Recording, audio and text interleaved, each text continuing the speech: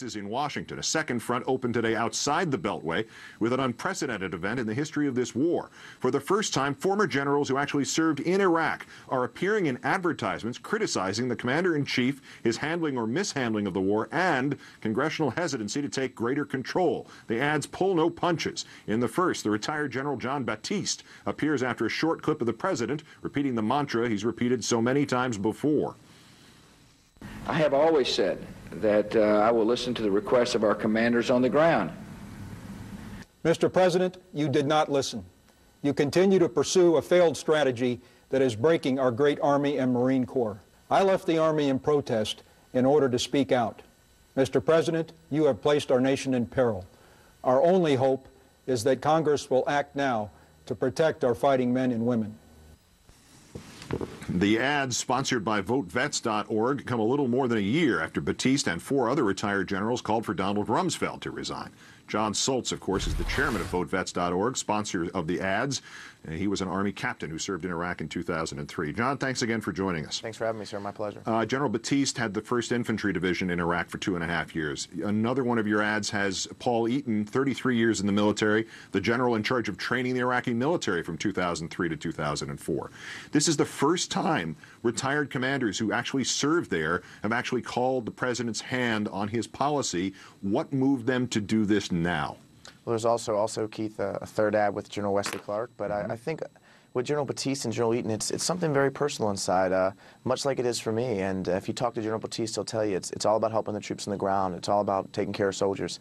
And it's all about keeping America safe and capturing and killing the people that attack this country. And we're strategically fixed in Iraq, and the president has absolutely broken the Army and Marine Corps and destroyed our ability to project force around the world and protect this country and destroy al-Qaeda. And for them, it's about national security, and it's about taking care of soldiers. The ad we just saw called on Congress to protect our fighting men and women, aimed at about a dozen Republican members who are up for election and on the fence about Iraq.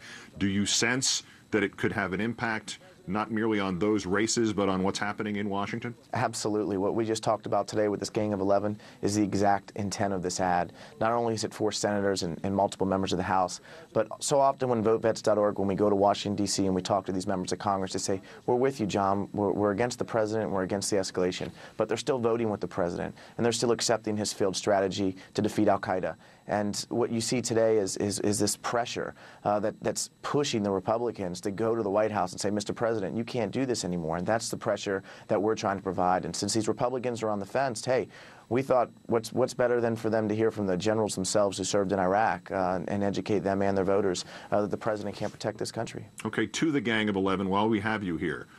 You've got Congressman Dent, you've got Congressman Kirk, and 9 others going in there yesterday, as Tim Russert reported, and basically reading the riot act to the president.